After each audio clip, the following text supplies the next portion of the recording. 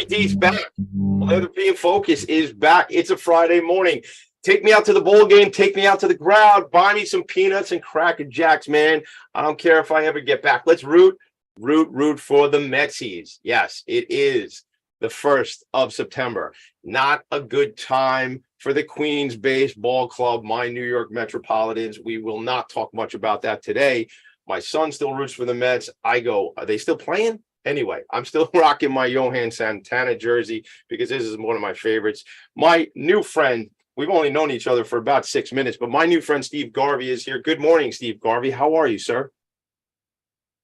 It's great to be with you, my new friend. How are you?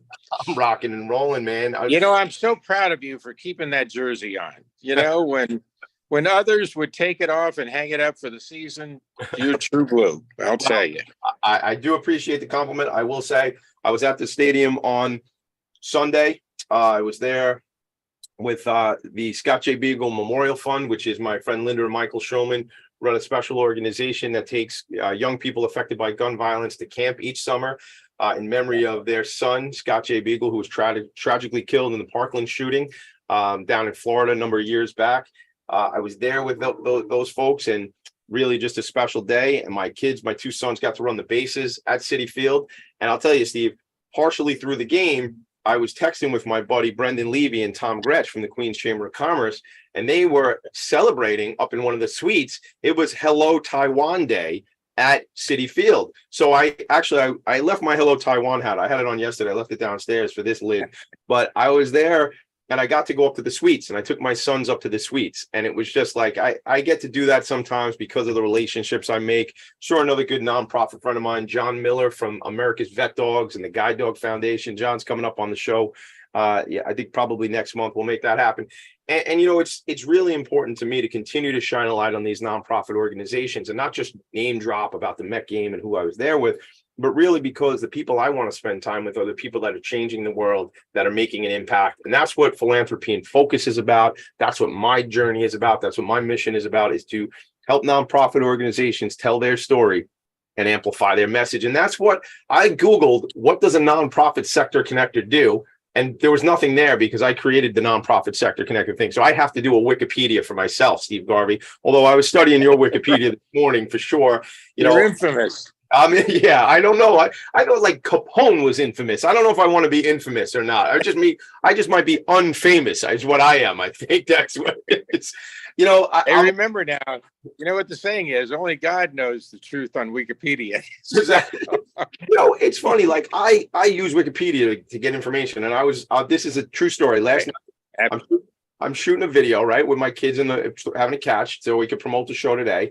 And I go, do me a favor, Wikipedia Steve Garvey, because I got to know some more stuff about him, because while I was shooting, so I had to say, 10-time All-Star, World Series champion, and on while I was doing this video yesterday. So my son says, our teacher tells us not to use Wikipedia and not to use Google because sometimes the information is wrong. And I said, don't listen to that teacher. The internet is always right. And I'm just kidding. I did not say that.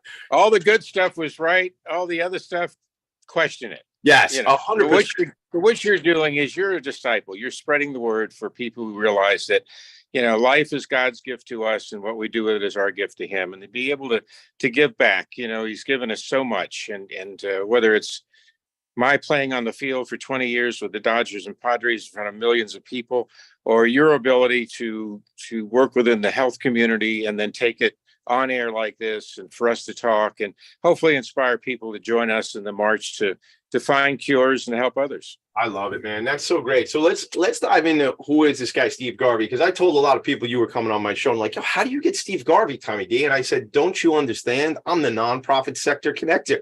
But honestly, Steve, how do you get Steve Garvey at 7 a.m. in Las Vegas? It is right. East Coast time. It's 10 a.m. Before a speech, you're warming me up. Oh, well, do you have a speech this morning? Yeah. There's a big law conference here at the Bellagio, and I'm going to do a little speech this morning and then head back to the desert. We live in Palm Desert, Indian Wells, California, but I love sharing, and I'll spend 10-15 minutes on what we're talking about today, just so everybody knows, what my beliefs are, my faith, how we can give back. Yeah. Like we'll talk about the catch later. Yeah. But We're there's, going to talk there's all many, about many ways, but we have to ignite people. Yeah. we have to, did you say ignite people? Yes. I love that word. We have to ignite people. We're going to get into that. So it's funny. I just got a vision of what did the Bellagio look like last night with all these attorneys walking through. Forget about it. Put it out of your head, people. I'm a visual person. I'm like, all these attorneys partying, and then they wake up early for this to see Steve Garvey. So, some of these guys might be hungover, Steve, is all I'm trying to say. No judgment from Tommy D. Maybe a little judgment from Tommy D. But that's I hope I No, it's when they sense a potential client, they wake up. That's These attorneys are. No doubt, 100%. My wife is addicted to the show Suits, and I don't know the show like I watch it. You're in, so she keeps watching it, and it's always on. I always hear her watching it, and I don't understand something because, she's been watching it for like a month and a half, and there must be 1,000 episodes of that show. But anyway, I'm not an attorney. There was one thing that held me back. I always thought I would be a good attorney, but I didn't want to go to law school. And that was kind of the part that was kind of got in the way. I want to be a baseball player, but I don't like to experiment. That's why your advice is pro bono for anybody. What do you think about this easement between the property? Hey, take it easement. That's what I say. Look, Steve, I want to talk about your baseball career. Obviously you played in a completely different era. You and I were not joking, but just talking about, a complete game. I'm wearing a Santana jersey, the only no-hitter ever thrown by the Mets that we waited for. It was always funny being in the top of the first inning at Shea and then at Citi Field and go, well, there goes the no-hitter. That was always the funny thing because the Mets. But look at all the great pitchers the Mets had over the years, and you would have thought that Seaver or Kuzman or whomever would have thrown one. It was fabulous. Yeah, like I think Cone got one when he went over to the other side to the pinstripes and stuff like that. So let's talk about your career as a young person. You had an option to play football or to play baseball. So how did you make that decision? Certainly in the era. Talk about the years this was going on too. Well, I grew up in Tampa, Florida, and we'll fast forward to my high school years. But later, I know you and I are going to talk about me being a bat boy for the Brooklyn Dodgers in spring training, which was really the beginning of my passion for the game. Yes. But I had about 25 offers for football and baseball, and Florida was football, Florida State baseball, Miami baseball, Auburn football, and all of a sudden, my pitching coach in high school said, hey, Steve, my coach at college at Florida State was Danny Litweiler. He's gone to Michigan State now. I just talked to him the other day. He'd love to talk to you. And I said, great. So there was an airline strike, and my dad being a Greyhound bus driver, Mom and I had free transportation in East Lansing. And we went up, and I met Danny Litweiler, and he was taking us on a tour. And, of course, huge difference, the quintessential campus, inner drive, outer drive, bell tower. And we finally got to the field house and all the trophies and everything, and he's showing them to us. And all of a sudden, Duffy Daugherty, the great old Irish coach, comes walking around the corner, and he stops and he says, Danny, is this young man you're telling me about from Florida? And he said, yeah, Steve Garvey, his wife Millie. And Duffy says, well, son, he said, we really want you here. We know you can play both sports, which is phenomenal, but you're going to get a great education. And by the way, we got 22,000 co-eds, so you're bound to have a date on Friday night, which, of course, Millie Garvey and her only child, and of course, only son, says, Mr. Daugherty, Stevie's coming here for an education. The rest of it, we'll try to fit it in. And he goes, now, Millie, I was just kidding, Millie. I was just kidding. Oh. But, when you grow up in Florida playing sports, it's hot in the fall, you'd lose 7 or 8 pounds playing football. And I fell in love with the campus and ended up going to Michigan State. And it was one of the great decisions of myself and my family, and ended up playing both sports and becoming a member of the Michigan State Hall of Fame. And looking back at my education degree from Michigan State and all the things I learned, it was a great foundation for life. That's awesome. So was it Coach Duffy was the guy who? But let me answer your question though. I was a slow cornerback. Okay. At that time, you're talking about 66 to 68. They didn't pass a lot in the Big Ten, so I had to keep taking on 290-pound pulling guards and tackles from Ohio State. Michigan, Wisconsin. And then I get drafted in the first round by the Dodgers, and it was an IQ test. Let's see. Should I keep getting run over by these guys because I love the game and get up? Or should I go in the first round with the Dodgers? Wow. And I think I passed the IQ test. Yeah. Seems like one of those easy ones. Like, I got this big old dude charging me, right? Or I might get hit in the head with a baseball once in a while. I don't know if I got started one of those. Or I put on, the Dodger uniform, and I always say, if you don't feel something when you put a Dodger uniform on, or a Yankee, historic franchises, then you really don't understand the history of the game and what's come before you, and the possibilities of what you can do to enhance, the sport, not only on the field but off the field. Yeah. Yeah. So I want to hear this thing about the bat boy thing, but I feel like I just gotta, that coach almost lost you when he was talking to the decision maker, Millie, right? Saying, that you're there for the ladies and not for the education. So you were almost not going anywhere if he didn't do that act, right? Well, the old saying, fathers, teach you, your sports and life skills, but mothers make men out of boys. And Billy was tough. She was a secretary and assistant for the president of an insurance company. And, so she was a businesswoman, and she understood the business of her son going to college and what they wanted out of me and what we could do for them. So I want to go back now because I wrote it on my notes that we got to go back to it. So let's just hit it right now. You were a bat boy for the Brooklyn Dodgers? I was, and you and I briefly touched on it before, the show. Family from Long Island, Glencoe, mom was from Baldwin, and the early January of 1948, post-war, mom was working for American Airlines, so she'd take 2 buses to go down to Manhattan every day, and dad was doing other jobs. But my grandfather had this great gas station on Route 27. So late at night, again, early January 48, his biggest client comes in. He says, "Hey, Joe, you're going to get yourself sick doing this. It's snowing outside. You're working on a car at 10 o'clock at night. I've got this motel in Tampa, Florida. Let's just trade. Here, I'll take the gas station off your hands. You take the motel. You call May up, and you guys are going to have the great weather, and you're going to love it down there, and you deserve it. You're a hard worker." So my grandfather, at that moment of submission, when he was up to his elbows in grease, says, "Harry, you got it." And he throws him the rag, and he calls my grandmother up, and he said, "May, we're going to Florida." She said, "We didn't talk about vacation." No. I traded the gas station for a motel." She said, "You did what? You're kidding me, Joe." And he says, No, I'm taking you out of here. My mother she had come down with a rare disease called syringomelia, which is a neurological disease. You can't move your hands and arms. So this was going to be good for her and her life. So they called my parents and said, "Joe, Millie, you're going to Florida with us." And they said, "Okay."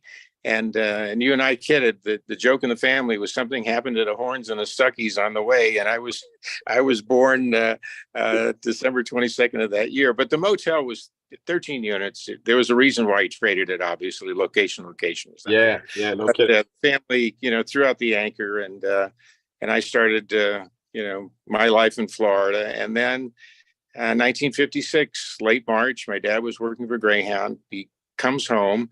And for dinner, he sits down, he looks at me, he says, "You want to skip school tomorrow?" And I said, "What? Never said that before. What are we doing, Dad?" He said, "Well, I have a charter to pick up the Brooklyn Dodgers from the Tampa airport and take them to St. Petersburg to play the Yankees in an exhibition game." And he said, "I think it'll be a good father and son day for us." And now, a month earlier, Dad and 2 of the gentlemen started the second Little League in Tampa. So this was a Tuesday. The following Saturday was going to be our opening day. So we're all excited. Mom and Dad got me a new Rawlings Heart of the Hide glove, most expensive. I think it was $12. And so I was playing catch, and he got me my first little Louisville Slugger. But for the historians, the fall of 55 was really when the Dodgers emerged. They finally beat the Yankees, and now they were going to be the world champion Brooklyn Dodgers. I was going to see the next day. So we got the bus early the next morning, and we drove to the tarmac of Tampa International Airport.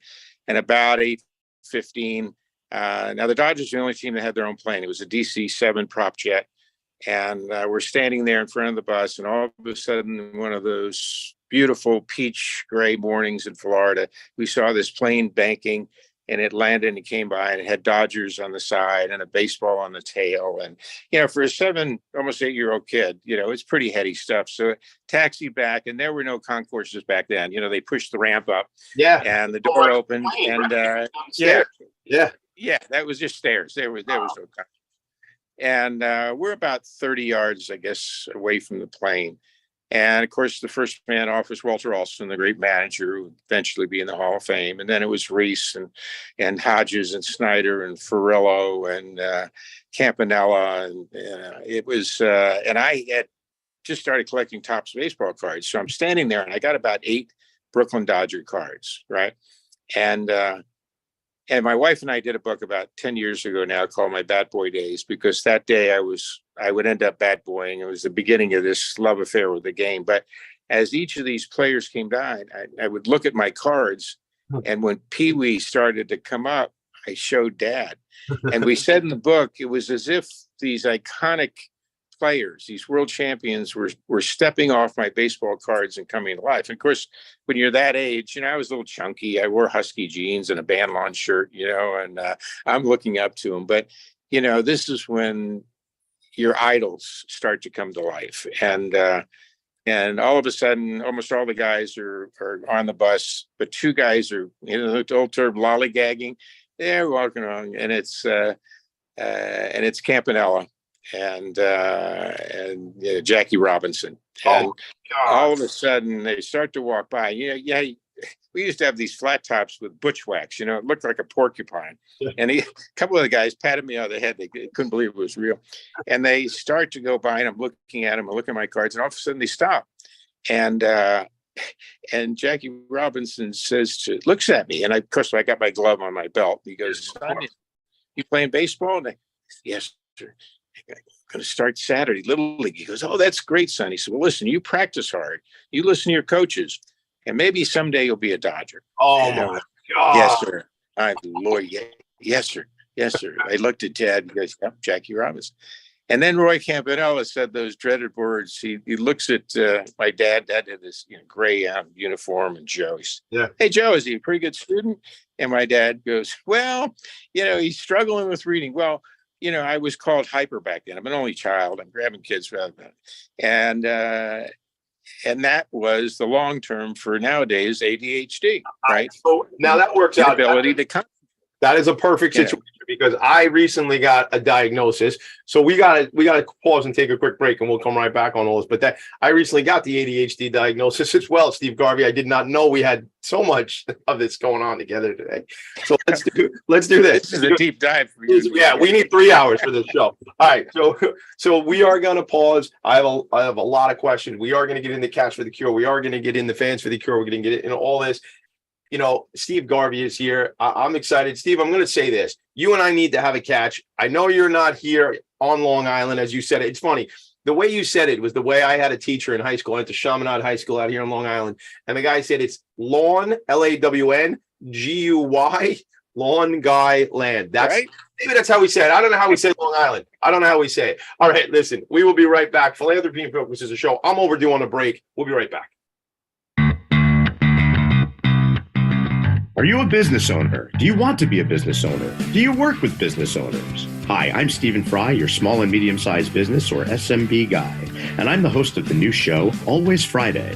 While I love to have fun on my show, we take those Friday feelings of freedom and clarity to discuss popular topics on the minds of SMBs today. Please join me and my various special guests on Friday at 11 a.m. on talkradio.nyc. Are you a conscious co-creator? Are you on a quest to raise your vibration and your consciousness? I'm Sam Leibowitz, your conscious consultant, and on my show, The Conscious Consultant Hour, Awakening Humanity, we will touch upon all these topics and more. Listen live at our new time on Thursdays at 12 noon Eastern Time. That's The Conscious Consultant Hour, Awakening Humanity, Thursdays, 12 noon on talkradio.nyc.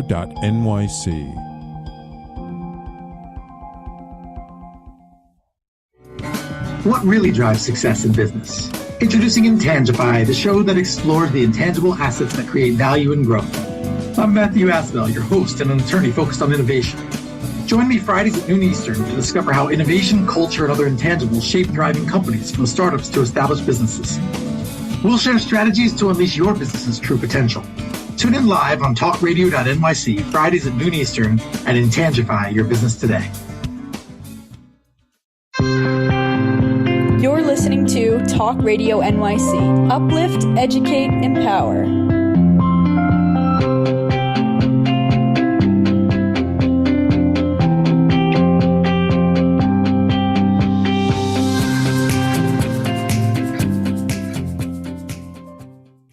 Nonprofits need connections to move in good directions.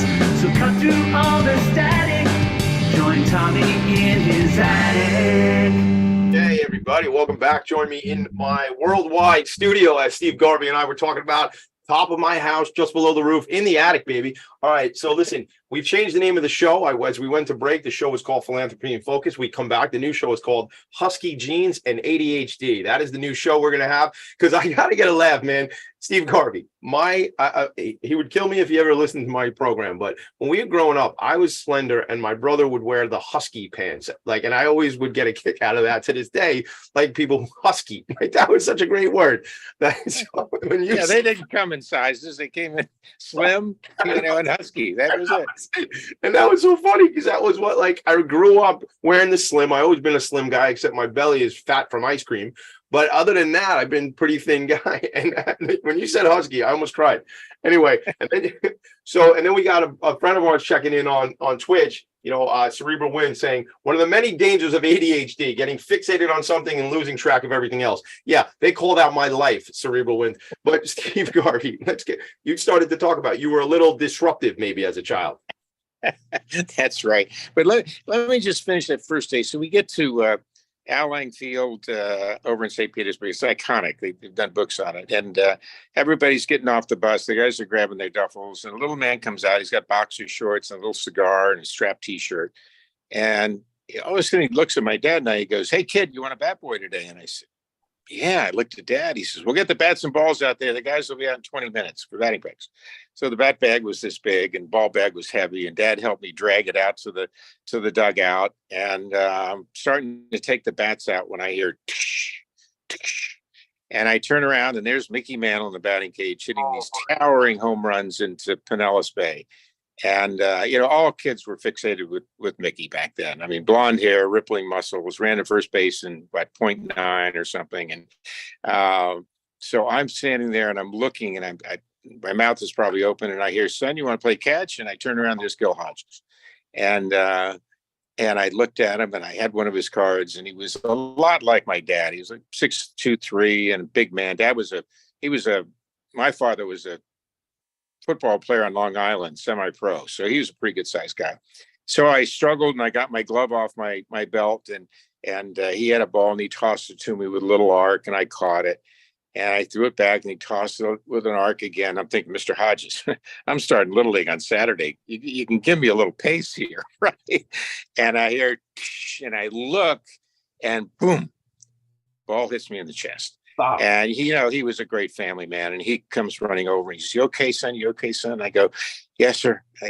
I'm sorry." And he looks at me, and in the first teaching session outside of my family, he says, "Were you looking at Mickey Mantle hitting the ball?" And I said, "Yes, sir." And he paused. He said, "Son, we're the world champions." I said, "Yes, sir. I won't do it again." And that was my first catch. I mean, Dad and I have been playing catch, and even Mom was a good athlete, played catch. That was my first real catch of, this was a future Hall of Famer. This was a man who had won a world championship. So this day was my epiphany, so to speak, in falling in love with the game, being around these iconic players. And then 4 or 5 days later to play my first game in right field, and after a rainstorm and picking daisies. But, that's the beginning. That's how you fall in love. And I would bat boy for another 7, 8 years until I got into high school 2 or 3 times each spring. The Dodgers would asked for my dad. They loved my dad. And of course, that was during the transition period from Brooklyn to Los Angeles. But that was the preparation for then, going to Michigan State and deciding between baseball and football, and then being drafted in the first round by the Dodgers. It's a Disney story. Young boy, bat boy in spring training, again, gets drafted by the Dodgers and ends up with, 15 years with the iconic franchise and winning world championships and playing in all-star games and learning the value of the national pastime and how it's affected our society and how young boys in cutoff pants on dirt fields can become, reach the ultimate and become Major League Baseball players with passion and commitment and dedication and a great supporting team that begins with a family. I mean, there's so much about, you mentioned Glen Cove, and I'm not too far from Glen Cove. And about a month ago, they played an old time baseball game here. I'm telling you, like, guys wearing no shoes, no socks, right? They play with this old ball. It's as we were leaving, my oldest son and I would just kind of, we tend to shout out Cerebral Wind. We tend to get distracted and just do things. And my son likes to hang out with me and well, because I'm fun, but also because he knows I'll just go, hey, let's go to a garage sale, or let's go look around this stuff, right? Because I want to do that because I just want to get good vibes, right? So we were driving around one day, and I go, oh, there's like an old school baseball game being played up the block here. This was I got to be honest, Steve Garvey, I don't curse much on the show, but this was a pisser. Like, hollering at each other. They're yelling at each other. Nobody's got a glove on. It was like the 1890 version of like, and this different areas. So as we're leaving, we hung out for about 40 minutes. As we're leaving, a foul ball comes over and hits my car. I don't really care about the car. The point is, we got one of these balls, and it's an old with an old school ball. It's just. And they got these funny names, and they're calling each other horse, and they're like all these, and then again, for me it was entertaining because it's shenanigans going on. I like of the silliness, and it's very playful. But we ended up walking away with one of the balls. All the kids come running. Well, it didn't hurt your car because back then they were made out of feathers and they were hand stitched, right? And now every stadium has an air control tower if they have an airport around because the balls are flying 500 feet. Little different.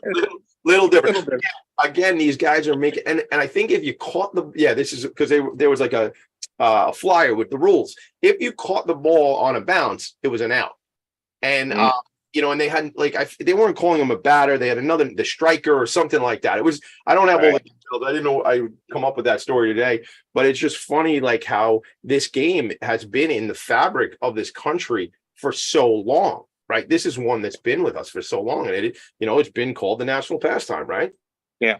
Let me add just one thing. I know we're going to get into really why we're here, but I'm the ambassador for the Irish American Baseball Society, and our goal is to have two major league teams do an exhibition over in Ireland within the next few years.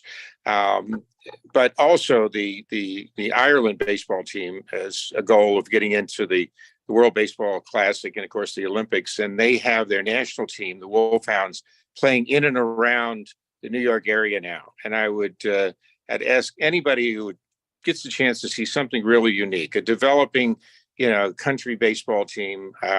A lot of us are Irish, and we want our old side to be able to be competitive around the world with a great game of baseball. So if anybody sees it or something, or go to the Irish American Baseball Society and come see something interesting. So I went to this. Sorry to cut you off, Steve. I went to this irishbaseball.org. I found some stuff. It looks like they played against the fire department back in August. The Irish Wolfhounds did. And so we should definitely check that out. When you're here, love to go to a game with you. I actually texted my cousin Vinny this morning because when I was looking on Wikipedia, and I think this is one of the true things, it said that your family's from County Cork.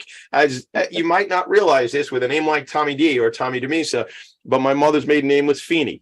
My Nana, her maiden name was Cox.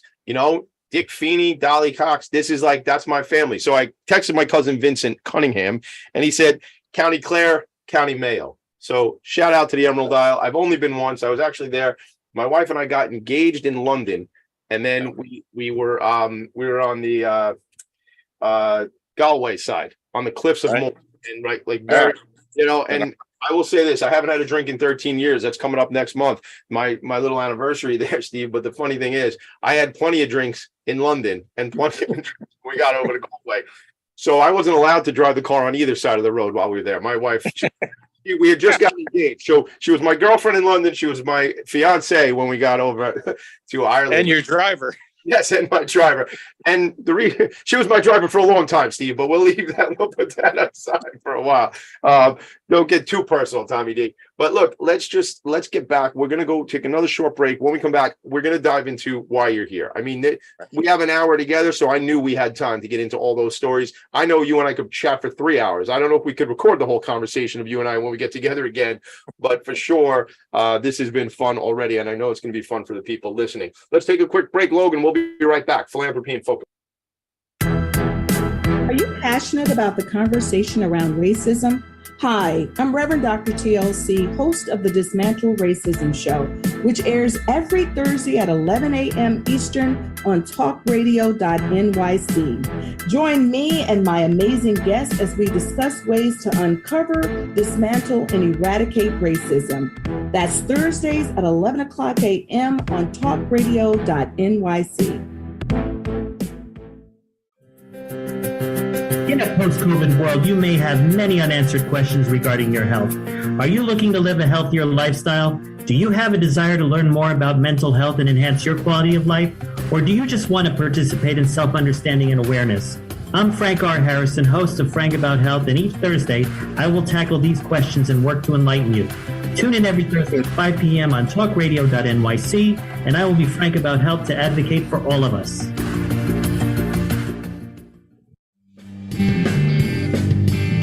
Hey everybody, it's Tommy D, the nonprofit sector connector, coming at you from my attic. Each week here on talkradio.nyc, I host the program Philanthropy and Focus. Nonprofits impact us each and every day, and it's my focus to help them amplify their message and tell their story.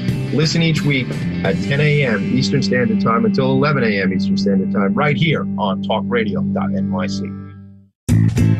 You're listening to Talk Radio NYC at www.talkradio.nyc. Now broadcasting 24 hours a day.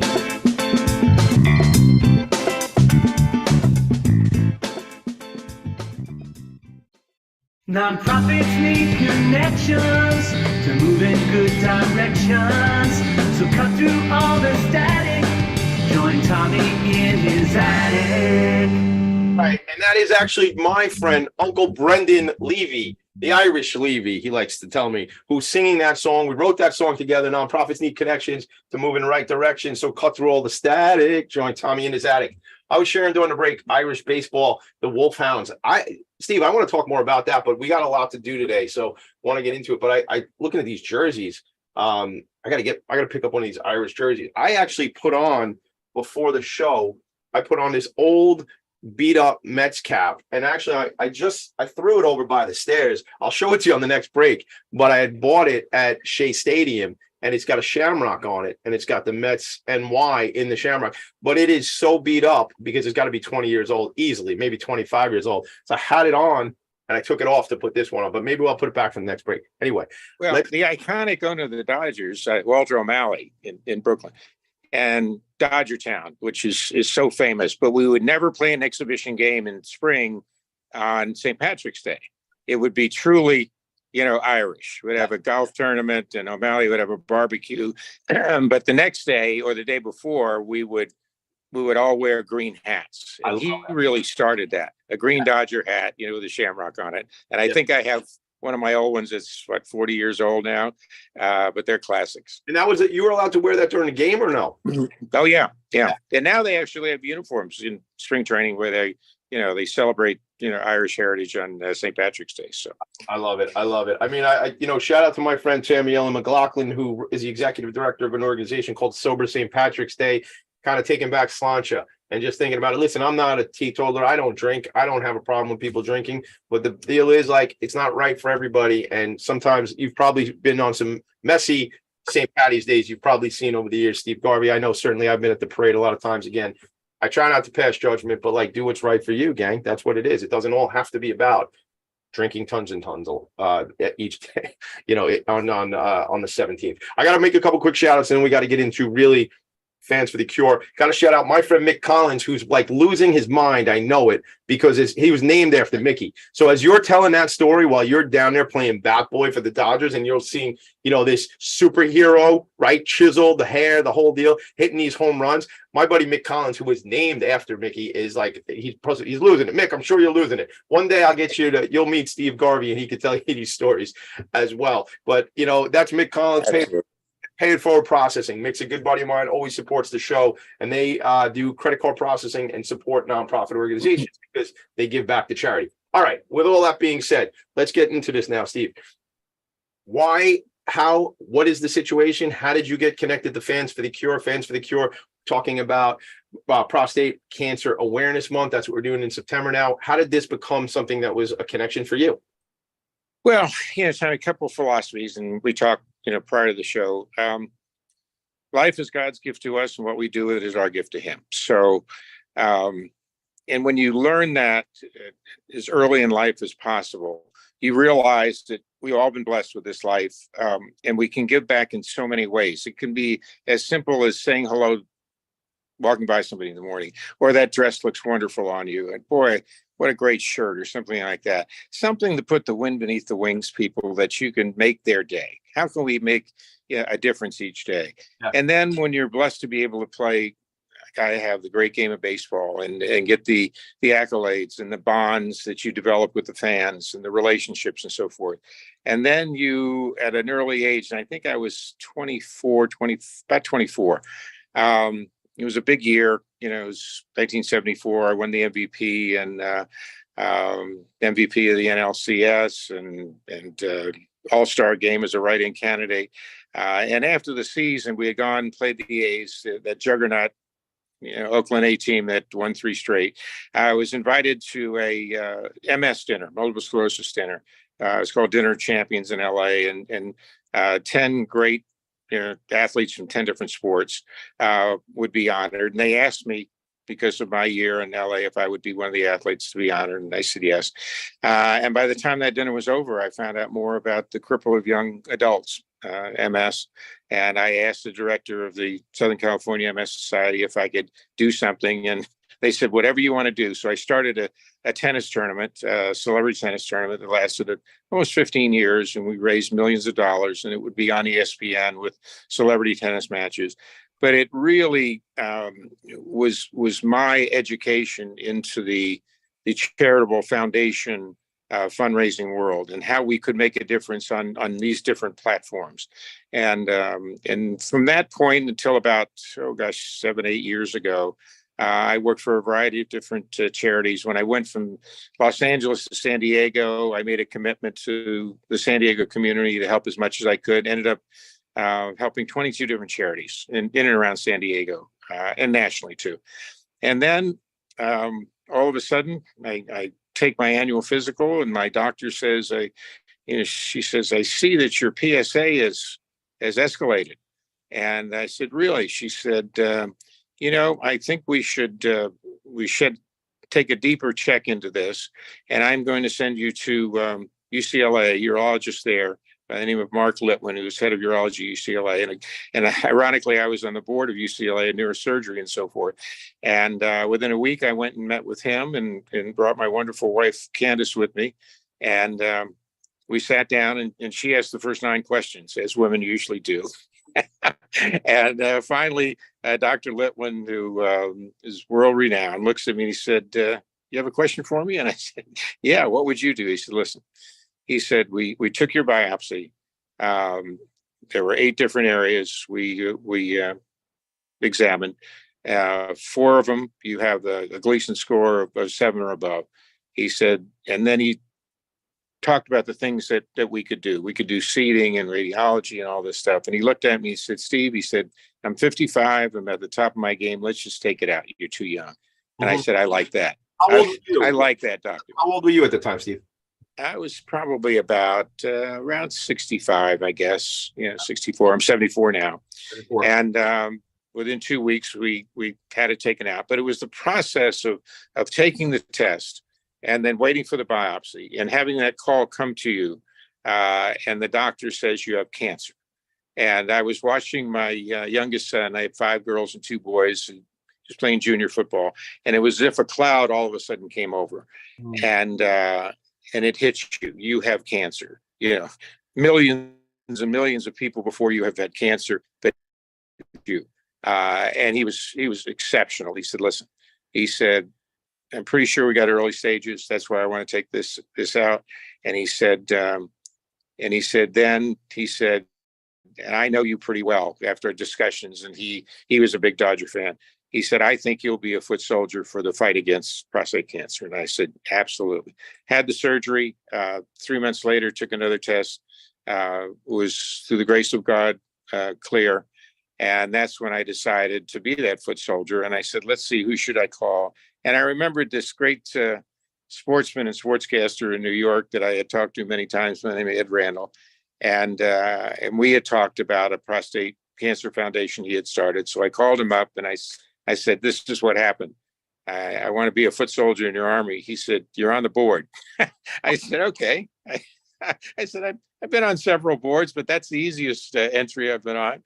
And I think within 3 meetings, I became chairman of Fans for the Cure. And it's been one of the most cherished relationships in my life. And over these years, and with all the things that Ed has done, I think we've made significant inroads on getting men who are diagnosed with prostate cancer, or suddenly realize that this is the single most devastating men's disease, and that if we're proactive, if we are aggressive in making sure that we do all the things we need to do, and we've always been test. We're even more than that now with men. That get your PSA, get on the charts so that you can monitor it, and then if you start to get an escalation, it can be addressed, because it's the cancer with the greatest degree of success with early detection. And so we've been on a journey, and you know a lot of things about the organization now, but we continue to grow in awareness, and we're the preeminent on the ground, boots on the ground awareness foundation. There are other very, very good foundations around the country, but we've been to hundreds of minor league ballparks and major league stadiums with awareness nights, with testing. And I have 6 men on speed dial on my phone right now that are going through the process. And of course, all of us, Joe Cosgriff and Ed and all the disciples with Fans for the Cure, men and women, by the way, are in similar situations where we're walking men through the process of dealing with prostate cancer. And the other thing is getting men to talk about it. And we all have our time and our privacy. And we encourage them, when the time comes, you feel comfortable in talking about it, you then become a disciple, and you share your journey, and you share your knowledge, so that men can take that and can address prostate cancer, either as a preemptive or having to deal with it. You know, thank you for all that, Stephen. Thank you for all the efforts, and I don't know if you say congratulations on your success of your own healing journey, and as a survivor of this disease. And Dr. Litwin, you said, or Litwin? Is it Litwin?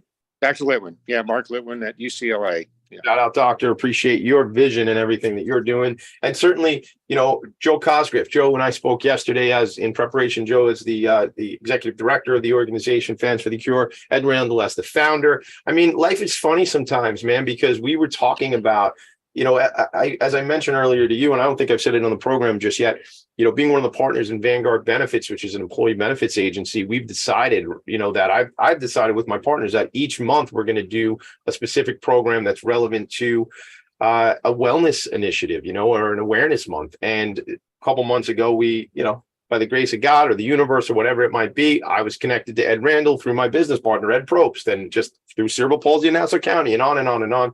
You probably heard that if you saw the show with Ed Randall and I.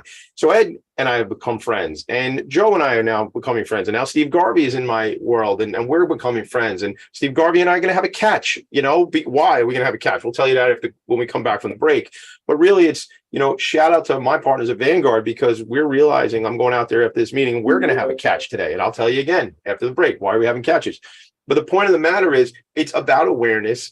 It's a simple blood test. We got to get out there. Like you said, get the charts, get the information, and then you have a baseline and you know where you are, and it's not a big deal. It actually, things I do want to mention though, where is that statistic?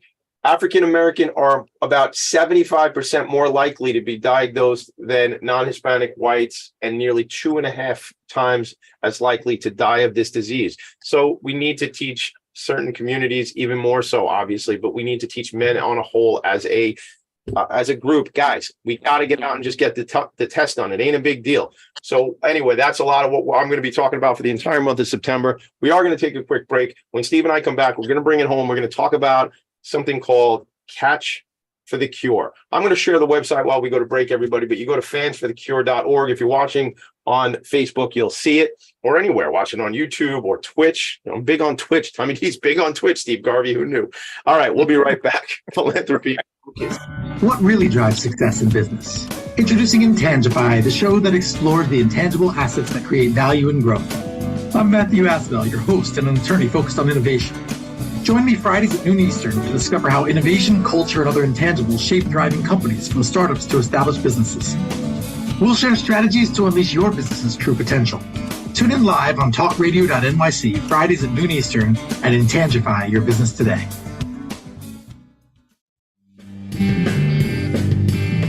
Hey everybody, it's Tommy D, the nonprofit sector connector, coming at you from my attic. Each week here on talkradio.nyc, I host a program, Philanthropy and Focus. Nonprofits impact us each and every day, and it's my focus to help them amplify their message and tell their story. Listen each week at 10 a.m. Eastern Standard Time until 11 a.m. Eastern Standard Time, right here on talkradio.nyc. Are you a conscious co-creator? Are you on a quest to raise your vibration and your consciousness? I'm Sam Leibowitz, your conscious consultant, and on my show, The Conscious Consultant Hour, Awakening Humanity, we will touch upon all these topics and more. Listen live at our new time on Thursdays at 12 noon Eastern Time.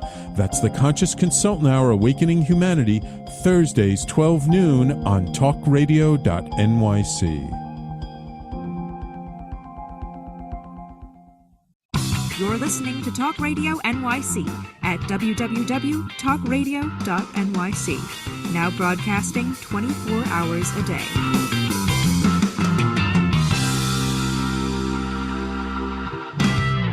Nonprofits need connections to move in good directions. So cut through all the static. Join Tommy in his attic. All right. The Beatles said, I get by with a little help from my friends. They said more, but let's just say I get by with a little help from my friends. If it wasn't for Mick Collins reminding me, now you're seeing how I'm losing my hair, everybody, live on my show. This is the lid I was talking about. It's pretty beat up. You see it? This is why I wasn't going to wear it, because it's one of those things like, this is not one of those hats you buy that's roughed up because, it's cool to be roughed up. This hat's roughed up because it's been worn for a long time. So there it is. Oh, there it is. It's got character to it. It's got a lot of character. Yeah, exactly. You could probably walk out of this room on its own, to be honest with you. Steve Garvey is probably alive at this point. So let's dive right in. Thank you, Mick Collins, for making it all real. All right, so let's dive into the catch. This was something that I'm assuming you came up as an organization. Ed Randall's been telling me about it for months. Tell me, Steve Garvey, what is Catch for the Cure? Yeah. Hold on. There's always over the years that have really caught on. MS had one, obviously, the bucket challenge, but we think that this is going to really take off because it's so simple. And if you think about it, fathers and sons playing catch and mothers and daughters is so Americana. The ability to catch a ball starts most of the time with dad buying, the kids a glove and a ball and going out, and you got to start somewhere. I think I lost 2 of my teeth playing catch with, my baby teeth with my dad when he started throwing me grounders. That's the evolution of life. But we decided that, this is something that's really going to be impactful, and just having a catch and maybe raising some dollars and cents and creating awareness fits perfectly with our mission statement. And you can do it anywhere. You can do it on a major league field, a minor league field, a little league field. You can do it on Fifth Avenue. You can do it on Highway 111, Indian Wells, California, where I am. It's one of those things that, and we want to thank Rawlings too for helping us and with the baseballs and so forth. But again, pro Americana, to do it virtually first, and then when I come to New York, we'll meet and we'll make a big deal out of this whole thing. Yeah, I mean, listen, we're talk about making a big deal about this. I mean, this is so on brand for us as a company, for Vanguard Benefits, really as an agency and kind of as an organization, a business that is truly focused on making change. So, I'm just going to share, I won't show this whole video. I'm just going to share kind of a quick screenshot of what we're putting out there. It's kind of like, Steve, check this out. It's almost like a field of dreams, kind of like we're coming out of the corn stalks over here, That's so gang, if you're not watching, go to Vanguard Benefits and you'll see Have a Catch campaign. The Have a Catch campaign begins September 1st, which is today. Get involved to support prostate cancer awareness. And you'll see Ed in the front, Tommy D with the ponytail in the middle, and that's Vinny Blasi. But why this is so on brand for us as an agency, and you'll actually see this is our new logo, Steve. And it's almost like I like it. It's stitching. It looks like stitching, like baseball stitching, the letter I in benefits. So, I feel like we're getting to a point where everything is becoming aligned with us as a brand, and certainly our work in nonprofit. Ed was a pitcher. Vinny and Ed grew up playing baseball together. I think the joke Vinny Blasi says is they were the same height until 9, and they've never been the same height since 9 years of age, because Ed has just kind of kept going. Like as I mentioned, I'll be seeing those two in a couple hours and taking some pictures and doing some stuff with this catch stuff. So look, the thing about it, gang, is it's about having a catch. It doesn't have to be a heavy lift. You need 2 gloves and a ball, or if you're from the 1890s, you don't even need a glove. I actually texted a friend of mine who's been on the show last night. My friend Rich Salgado, Big Daddy Rich Salgado, who's a big time, very connected in the NFL. He's in the insurance business, but he's a celebrity in his own right. And I texted him last night. I go, dude, I need a favor. And he's like, what's up? I go, I got to meet you next week. We got to have a catch. Like, what a strange thing to text a business friend. Or, I got to meet you to have a catch. But then I texted my friend James Rocker last night. I go, dude, I need a favor. He goes, Tommy D, anything. I go, I need to meet you next week to have a catch. Like, this is what Steve Garvey, pretty easy stuff, right? Like, this is what we're talking about. It not a heavy lift. Meet me. We'll take a bunch of videos, we'll take some pictures. We'll have a catch. And then people will say, why is this wild man Tommy D running around having a catch everywhere? Well, the idea is we're trying to tell a story that you got to go out, because this is treatable. This is curable if it's caught, right? Absolutely. Again, early detection, greatest degree of success. All these things, work together in awareness about prostate cancer. But, it's even more than that now. Our foundation obviously is dealing with prostate cancer, but it's about awareness of how to manage your life, to get the most out of your life, longevity, your ability to make contributions like we talked, giving back, the obligation you have to your family, to take care of yourself, to laugh a lot, to do good deeds from a good heart. All these things come together in who we are and what we want to accomplish while we're here. And when we can do it together, and, people always say, you're a pretty decent golfer. Do you ever think about playing golf? And I said, well, God gave me the ability to hit a round ball with a round bat and get to first base in under 15 seconds and catch the ball. And I was a wild arm third baseman. I had a shoulder separation playing football at Michigan State. And, there's not a big demand for that. And one day in 1973, I was struggling, and there was talk about, trading me. And I was a guy without a position. Ron Say had come up, who turned out to be an excellent third baseman, not only as a fielder, but a hitter too. And the team was struggling, and first game of a doubleheader, and the Reds had thrown another lefty. We were struggling against lefties, and I got a pinch hit, and I ended up leading the league in pinch hitting. Walter Alston, the first man I saw off the plane that day when I was 7, had faith in me to work on my hitting and that first game. And in games of the doubleheader, I'm sitting in my locker, and Walt comes by and he stops and he looks at me. He said, "You ever play first?" I said, "Oh, sure." Well, I played one game in Little League and one game in AAA. I had a bad hamstring. And he said, "Well, get a glove, play first tonight. They're throwing another lefty and you're swinging the bat pretty good. You need a start." So I went out that night and borrowed a glove first, went out with a bat boy, had him throw some balls at my feet, to simulate a ball in the dirt, and ended up not tripping over the bag and digging one out of the dirt and coming off the bag, making a tag, and had 2 doubles and 2 RBIs. But as importantly, that was the first game of Say and Russell and Lopes and myself that turned out to be the longest running infield in the history of baseball and arguably the best, 8.5 years. But I always look back and say, and as I do a lot of speaking, and I talk about if I had said, "No, Skipper, I haven't played first base," I probably wouldn't have had the career that I had or be with you today. But that I seized that moment, that I took the opportunity and tried it and went out and gave it all I had. I ended up with 15.5 years, playing first base and 10 All-Star games and world championships and ironically 4 Golden Gloves. So comes down to, I talk about, life is about carpe diem, seizing the moment. Can you do this?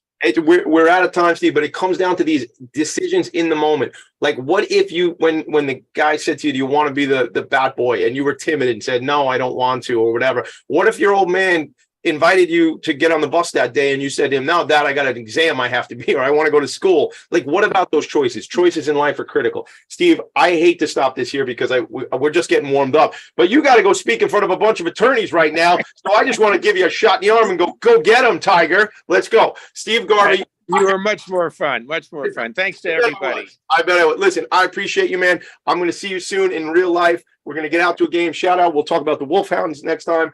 I promise you, I'm going to be running around having catches. Whether you show up to have a catch with me or not, I'll make sure I'm doing a bunch of catching anyway. But you do the same. We'll keep in touch about who's doing more catches. All right. And be a foot soldier for Fans for the Cure. We love you all. Love you. God bless.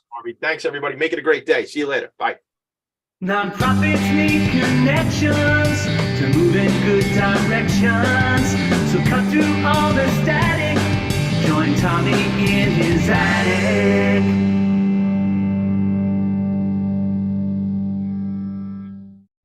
You're listening